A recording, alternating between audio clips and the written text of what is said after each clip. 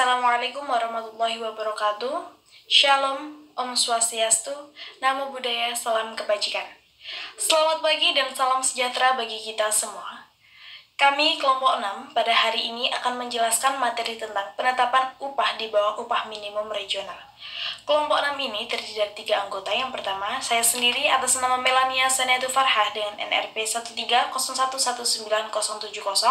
dan yang kedua ada Made Bagus Pradana dengan NRP 1301190029, dan yang ketiga ada Andini Ayu Masyita dengan NRP 1301190058. Materi pertama yang akan saya sampaikan yaitu pengertian dari upah. Pastinya teman-teman tidak asing dengan kata upah ya.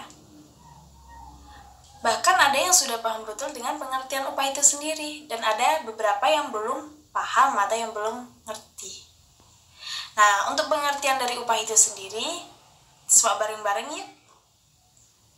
Pengertian upah yaitu hak pekerja yang diterima dan dinyatakan dalam bentuk uang sebagai imbalan dari pengusaha kepada pekerja yang ditetapkan dan dibayarkan menurut suatu perjanjian kerja, kesepakatan, dan peraturan perundang-undangan, termasuk tunjangan bagi pekerja dan keluarganya dari jasa yang telah atau yang akan dilakukan. Materi selanjutnya akan saya sampaikan yaitu pengertian upah menurut beberapa para ahli. Nah, di sini saya akan menjelaskan ada 5 para ahli. Yang pertama ada Hasibuan, yang kedua ada Edwin B. Filippo, yang ketiga ada Gito Sudarmo, yang keempat ada Hadi Purnomo, dan yang kelima ada Handoko. Kita bahas yang pertama terlebih dahulu yaitu Hasibuan. Pengertian upah menurut Hasibuan yaitu upah sebagai balas jasa yang dibayar secara periodik kepada karyawan yang tetap serta mempunyai jaminan yang pasti. Nah, yang kedua, menurut Edwin B. Filippo, pengertian upah itu sendiri yaitu upah sebagai harga untuk jasa yang telah diberikan seseorang kepada orang lain. Untuk yang ketiga, menurut Gito Sudarmo, pengertian upah itu upah sebagai imbalan yang diberikan oleh pemberi kerja kepada karyawan yang penerimanya bersifat rutin dan tetap setiap bulan walaupun tidak masuk kerja, maka gaji akan tetap diterima secara penuh.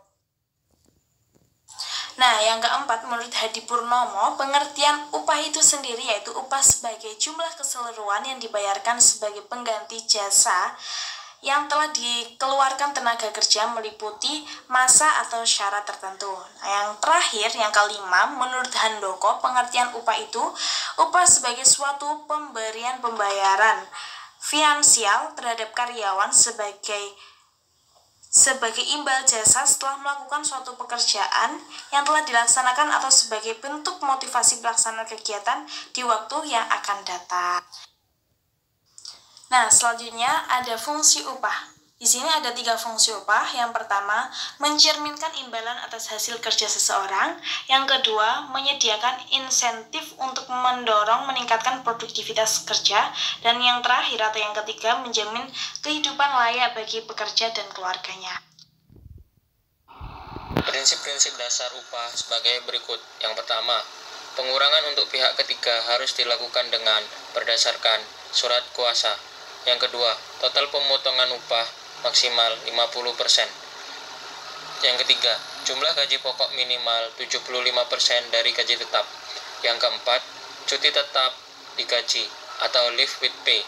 Yang kelima, tanpa diskriminasi. Yang keenam, adanya hubungan kerja. Yang ketujuh, jangka waktu pembayaran sesuai dengan kesepakatan. Yang ke-8, pembayaran dilakukan dalam mata uang yang sah, yaitu rupiah. Berikut adalah profil perusahaan dari PT Panca Puji Bangun.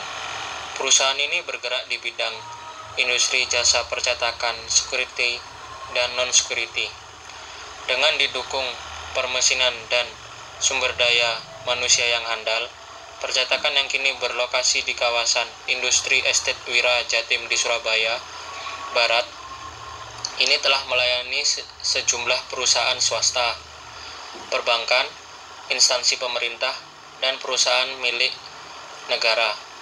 Perusahaan ini memiliki izin proposal dari Badan Intelijen Nasional atau BIN sejak 1998.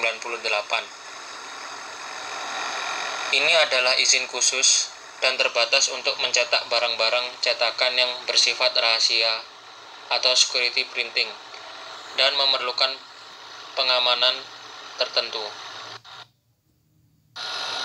Berikut adalah hasil produksi dari PT Panca Puji Bangun. Yang pertama adalah ijazah, naskah ujian, dan lembar kuasa. Yang kedua, surat-surat berharga. Yang ketiga, label industri, barang cetakan umum. Yang keempat, buku cek, buku giro, dan buku rapor. Yang kelima, akte kelahiran, KTP, dan KSP. Ya, yang selanjutnya ada kasus PT Panca Puji Bangun. Kasus ini bermula pada saat PT Panca Puji Bangun mempekerjakan 35 orang karyawan. Nah, pada kurun waktu 2004 dan sampai 2010, PT Panca Puji Bangun menggaji buruhnya di bawah UMR. Pada 2007, PT Panca Puji Bangun merumahkan beberapa pekerja dengan alasan kinerja mereka di bawah standar dan beralasan keuangan perusahaan dalam kondisi sulit. Sejak 2007 lalu, direktur memberikan hanya sebesar 536.000 per bulan kepada karyawannya, padahal sesuai ketentuan upah minimum Kota Surabaya pada 2007, yaitu seharusnya gaji yang dibayarkan sebesar 746.000 per bulannya. Direktur dihadapkan ke meja hijau setelah dilaporkan oleh 2 bekas karyawannya pada Februari 2008 lalu. Dan dalam kasus ini, sang direktur melanggar pasal 90 ayat 1 tentang ketenagakerjaan. Pasal itu berbunyi, pengaturan pengupahan yang ditetapkan atas kesepakatan antara pengusaha dan pekerja atau buruh atau serikat buruh tidak boleh lebih rendah dari ketentuan pengupahan yang ditetapkan peraturan perundang-undangan yang berlaku.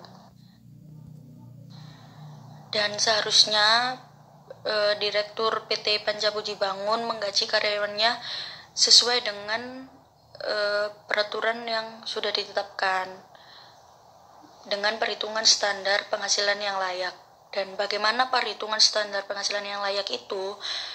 Berdasarkan peraturan pemerintah, pengupahan nomor 78 tahun 2015 pasal 4 menyebutkan bahwa penghasilan layak adalah jumlah pendapatan pekerja dari hasil pekerjaannya, sehingga mampu memenuhi kebutuhan hidup pekerja keluarga secara wajar. Dan pada tahun itu, kasus ini menjadi kasus yang sangat memprihatinkan atau sangat ironis, karena upah minimum itu ditetapkan oleh gubernur, namun perusahaan milik gubernur sendiri malah melanggarnya. Sekian dari presentasi kelompok saya. Terima kasih.